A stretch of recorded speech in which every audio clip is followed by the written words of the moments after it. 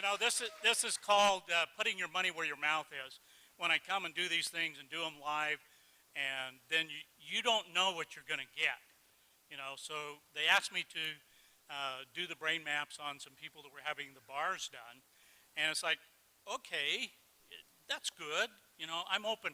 I'm always pushing the envelope. I'm on the front of the curve that's on the front of the curve. We have to look back to see where the cutting edge is.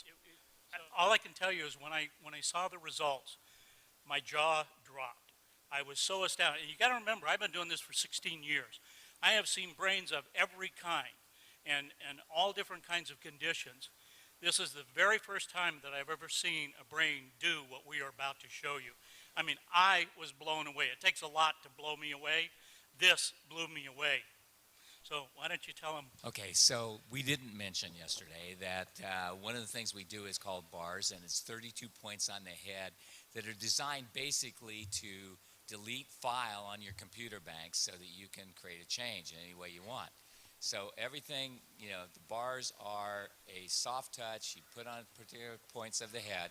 These release the thoughts, feelings, emotions, considerations, and attitudes you've stored in any lifetime. And the end result is, you know, worst case scenario, your whole life changes. Best case scenario, you feel like you had a great massage.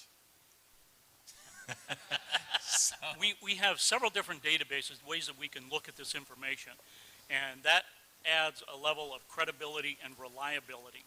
And so I'm going to show you all the different ways that we measure this. So we take an EEG, we put the cap on their head, and we measured all 19 electrodes. We did eyes closed, brain on task. Then they did the bars, and then we did it again right immediately after. Put the cap back on their head, measured eyes closed, brain on task. And I'm going to show you what happened. This is a normal brain map. And so this one is before. This was, and you can see the red area that's lit up. That's the area that we identify as PZ. And it's showing that it's, you know, roughly 3 standard deviations above what would be considered normal. So they did, I think it was an hour and a half of running the bars. And then immediately after that, we did it again. And here's what it looks like. Can you see a difference? Yeah, all right. So this was one measure that we were able to look at. Let's take another glance at something. It's called S-Loretta, and that stands for Scientific Low-Resolution Electromagnetic Tomography. But forget about that. Here's what it looks like. It came out showing us here, pointer down here where this little red line is, and this area is PZ. That's where it was lit up before. We have a different scale, and down here it's showing us that yellow is 3 standard deviations above what's normal. Well, we know it's at 2.7 hertz. It's in the delta range, so it's a low frequency, but down here it says it's 4.97. So it's almost 5 standard deviations above what is considered normal. It is off the scale of what we're seeing here. So here after is what it looked like. See, you can see the dark color here is the normal range. It's also saying that the change happened at 2 hertz. Okay, well that's all well and nice. There's another part that we look at here that is called the S-Loretta part here.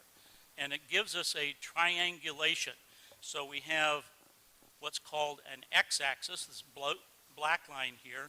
Then the one pointing up in the air is a y-axis, and then we have a z-axis. So we get this triangulation. It's showing us exactly where.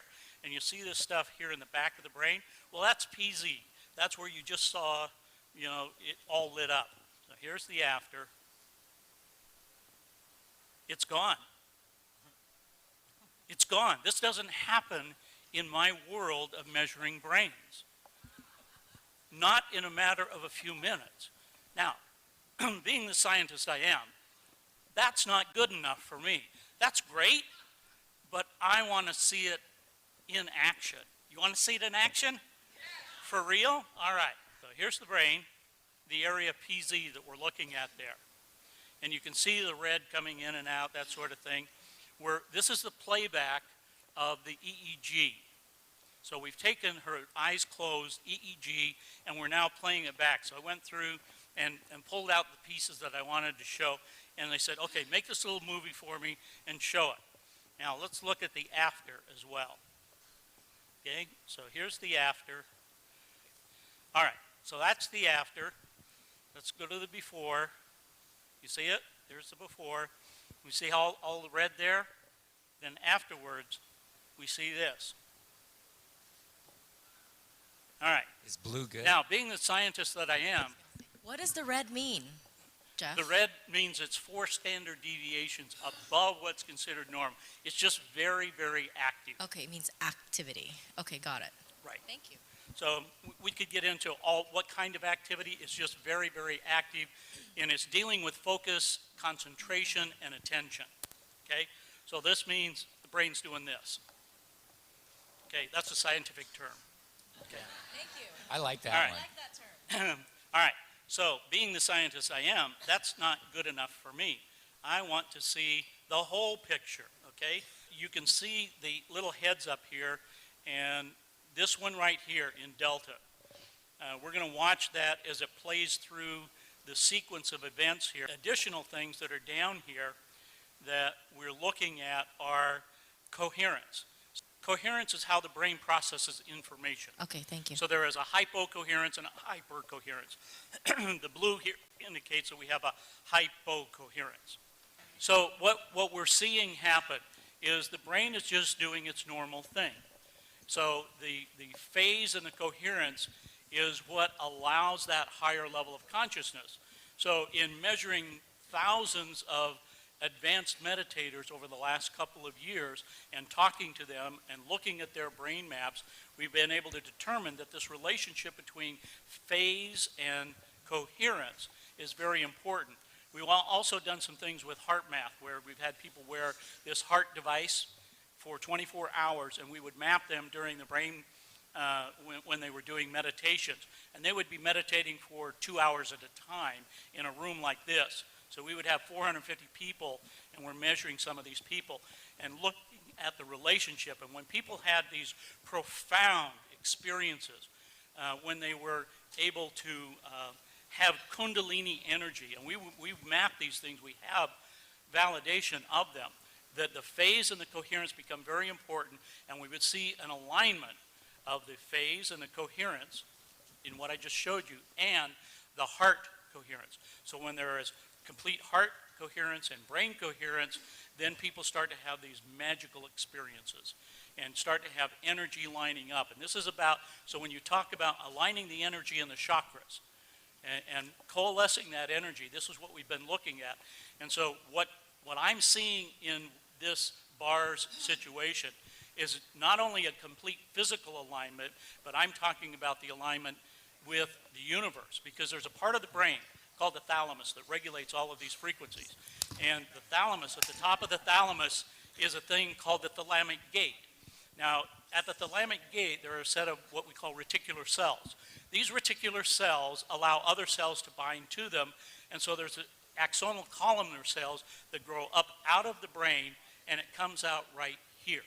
And what do we call that? The crown chakra. That's the antenna. So when there is what we call oscillation, vibration from the field, and it's coming in through your crown chakra, going down to the thalamic gate, into your brain, and all of the frequencies are distributed there, then it becomes resonation. The cells in your body are resonating with that energy. So when you have a thought, where does it come from? It starts down in the subcortical regions of your brain. It goes up through the thalamic gate, comes out here, and interacts with the field. Okay, you still with me? Remember yesterday I was talking about 17 seconds? If you hold that energy and you're putting that energy out for 68 seconds, that is wave energy that's coming out, right? Once you hold that amount of time, the visualization that you just heard and that you just did, that kind of visualization, if you hold that for 68 seconds, it now has enough mass energy in the brain to affect particle energy. Okay? That's where the transition comes in.